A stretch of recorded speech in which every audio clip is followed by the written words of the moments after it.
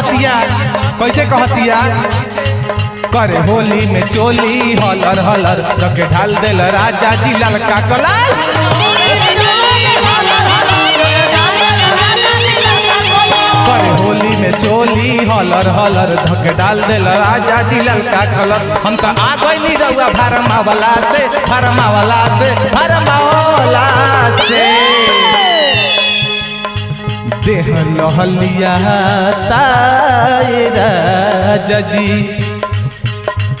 देह लहलिया ताए राजा जी देह लहलिया ताए राजा जी रंगवा लगैला से रंगवा लगैला से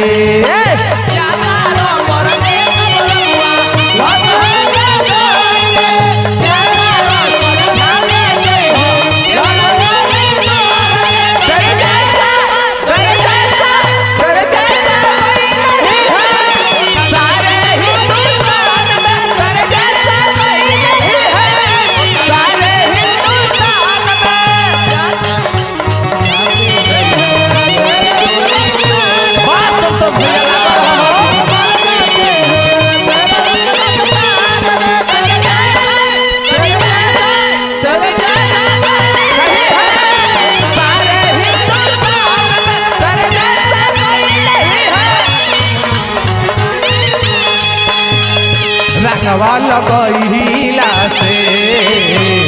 रंगवा लगैला से रंगवा लगैला ए कहतिया और कैसे कहतिया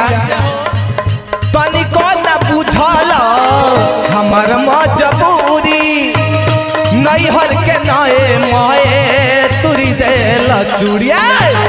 तनिको ना बुझल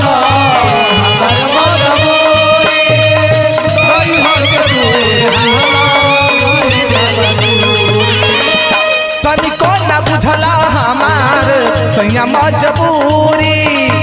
नैहर के मोए नए तुरी देल चूड़ी काम होई नहीं अब फसलवला से खुशिलवला से खुशिलवला से देह लहलिया ताए राजा जी देह लहलिया ताए राजा जी रंगवा लगैला से रंगवा लगैला से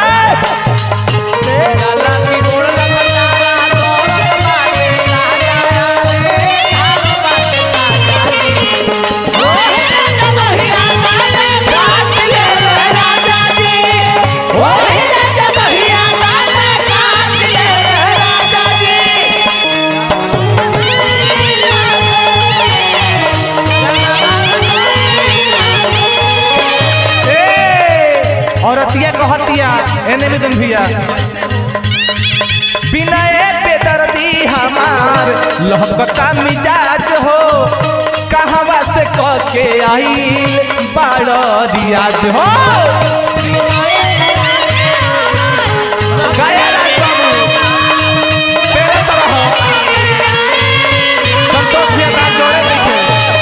बिना बेदर्दी हमार लहकता मिजाज हो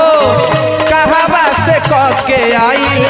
बाड़ रियाज हो जरूरी नहीं के तारा समझौला के समझौला के समझौला के देह लहलिया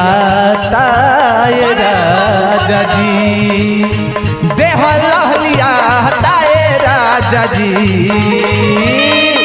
देह लहलिया ताए राजा जी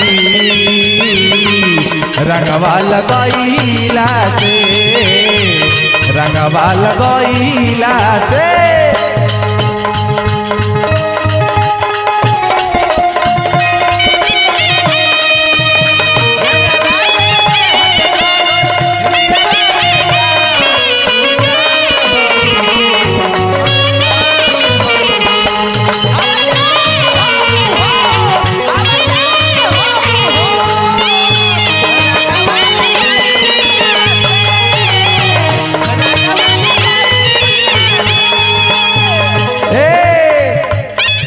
करे होली में चोली हलर हलर धके डाल देल राजा जी ललका कलर करे होली में चोली हलर हलर धके डाल देल राजा जी ललका कलर हम तो आई गनी तहरा भरमावला से देह लहलिया ताए राजा जी देह लहलिया ताए राजा जी रंगवा लगैला से